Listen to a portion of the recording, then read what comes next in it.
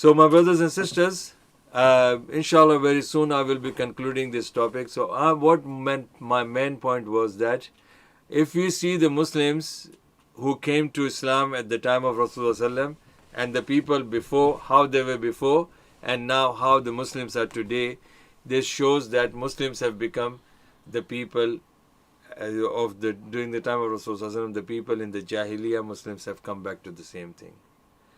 Subhanallah, the worst thing I can say, if I don't compare the kuffar with the Muslims today, the worst thing I can say that the Muslims, they don't read Quran.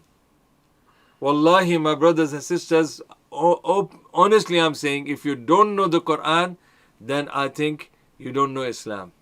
You are not a true Muslim. You don't know Allah. You don't know Rasul. Quran is the book of Allah, final book of Allah. Imagine, not 1 year, not 2 years, not 23 years of Prophet ﷺ, and then the Quran is gone. No. Quran is with us today 1440 years.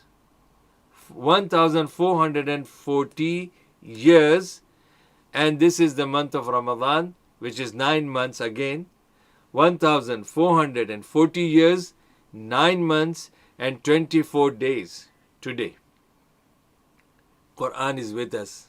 Allah has preserved it.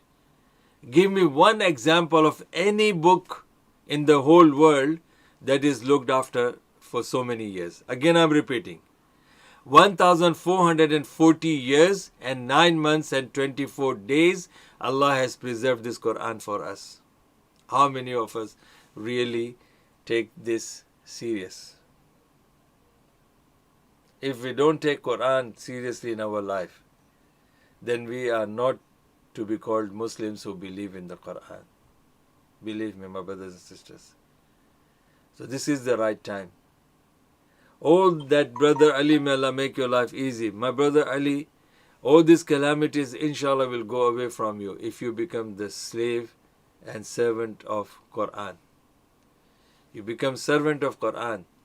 Look after the Quran and Allah will look after you. Alhamdulillah. Look after Quran, Allah will look after you. When you want to know the Islam, you have to go to Quran. Only Quran is the criteria for us to know who is Allah, to know what is Islam, to know about Muhammad ﷺ, and to know about yourself as a Muslim. The whole criteria, all these 4 things, Allah, Islam, Prophet Muhammad, and yourself. All these 4 things, wallahi, you have to go back to Quran to know them. Read Quran. Don't waste your time. Don't waste your time in musics. Don't waste your time in, listening to the nasheed. Don't waste your time in sleeping. Don't waste your time in, spending time hours and hours for the things which will not bring any reward to you. Subhanallah. Who knows? Who knows? Sahaba, when Rasulullah told them, imagine, inshallah very soon I'll be concluding the show. If you have any questions, my brothers and sisters, please put your questions. But let me conclude. When Rasulullah read the ayah from Surah Al-Isra, and this ayah is a warning to all of us. Your Islam is not correct if you don't know Quran. Your belief in Allah is not correct if you don't know the Quran. Believe me. Your belief in Rasulullah is not correct if you don't know the Quran. Your belief in yourself as a Muslim is incorrect, and your claim that you are Muslim is incorrect if you don't know the Quran. And look what Rasulullah said about the Quran. That there will be a time, Yati ala nasi zamanun, the time will come upon my ummah. This Quran will be taken away from them. This Quran will disappear from them. And لا يبقى من الإسلام اسمه ولا يبقى من القرآن رسمه إلا رسمه. لا يبقى من القرآن إلا اسمه ولا يبقى من القرآن إلا رسمه. That Islam will be except as a name, nothing will be left of Islam except the name. People will just hear Islam. What Islam? Nobody knows. Thumbs down. Subhanallah. Not thumbs up, thumbs down. وَلَا يَبْقَى مِنَ الْقُرْآنِ إِلَّا رَسْمُهُ.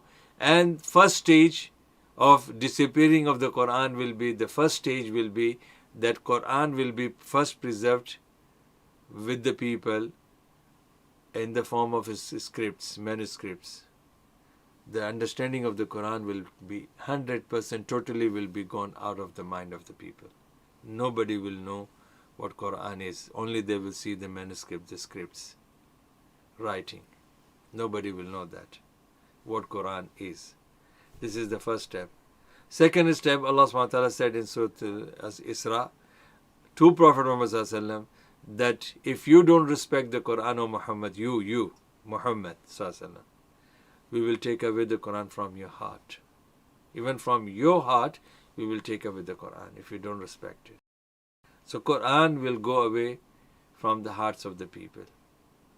People will wake up in the morning and they might have few verses of the Quran in their minds, in their hearts, a night before that, and when they will wake up, even that, those verses will be taken out of their minds.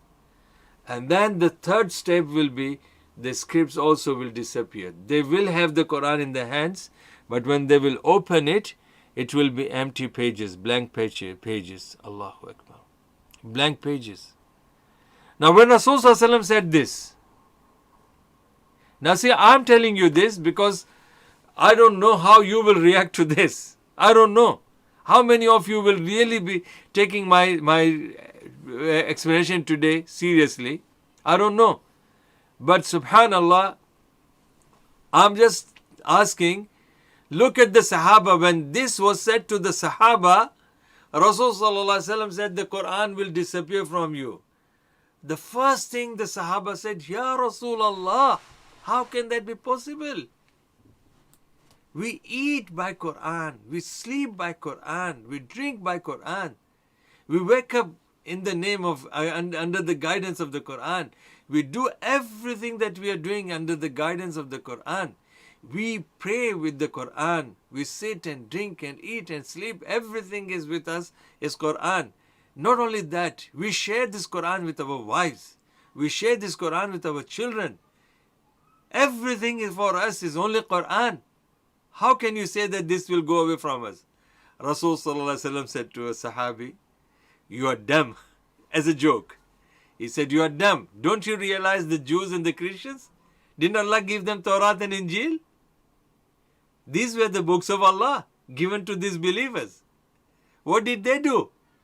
And where's Torah today? Where's Injil today? How many of them know it? This is what will happen to you. That the people, when they will not respect the book of Allah, Allah subhanahu wa ta'ala will not degrade His book. He will not let it be disrespected. He will take it away from the people. And when people will be left with no Quran, then no Islam, no Allah, no Muhammad sallallahu alaihi wasallam, and no Muslim. So they will be like others. They will be like others. Wallahi, believe me, my brothers and sisters, when I'm saying this, I know so many Muslim families today, because I'm a public figure. I go to houses, I travel all over for the deen. I know many Muslim families, they are not, better than the other non-Muslims. They are same. With regards to Allah, with regards to Quran, with regards to Prophet Muhammad, with regards to Islam and Muslims. Subhanallah. And this is now, still we have Quran with us. We have scholars, mashallah, ulama. In UK we have scholars. In UK we have facilities. And teachers are there. And madrasas are there. Darul Ulums are there. Universities are there. Subhanallah. Courses are being taught in England, in London, in Birmingham, in Manchester. And these young brothers, mashallah, they're doing. But still, I am telling you, I know, I can, keep on giving the examples of the families. Subhanallah, they are Muslims by name, so-called Muslims, but there's nothing of Allah, nothing of Quran, nothing of Islam, nothing of Prophet Muhammad, nothing of Muslim in their houses. Subhanallah. If this is the situation of the Muslims, then you can't expect Allah subhanahu wa ta'ala to help you the way He helped the Sahaba in the Badr. You can't expect the Sahaba, Allah to help you the way He helped the Sahaba in Uhud, the way He helped the Sahaba in Ahzab, but Ghazwatul Ahzab. You can't expect Allah subhanahu wa ta'ala to help you the way He helped in Tabuk, the way He helped Prophet Muhammad sallallahu alaihi wasallam in Hunain, the way He helped Muhammad sallallahu alaihi wasallam in conquering Makkah. You can't expect now. And this situation that you are seeing in Syria, Iraq, Afghanistan, Yemen, and Pakistan, or the Burma, or any part of the world where the Muslims are in the situation, this is the reality. This is the truth. Because if Allah can help them, why can't Allah help us?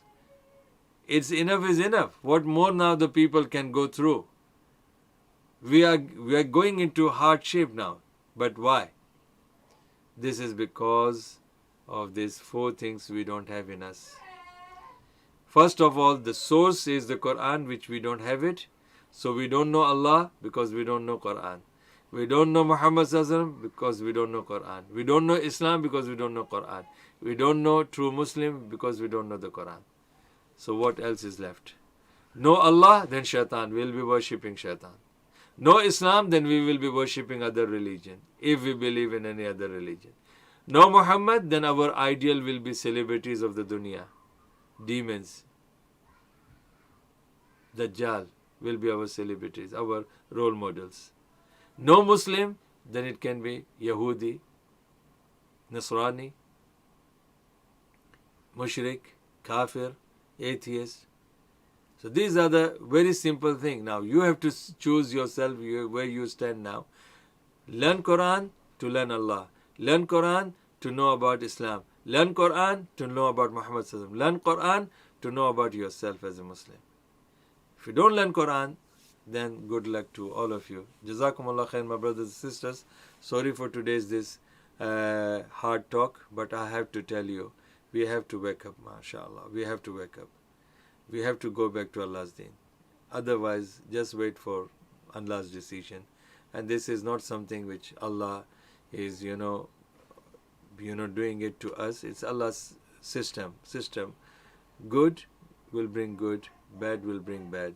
Nobody to be blamed. Please watch my reminders, inshallah. And Jazakumullah khairan. Assalamu alaikum wa rahmatullahi wa barakatuh.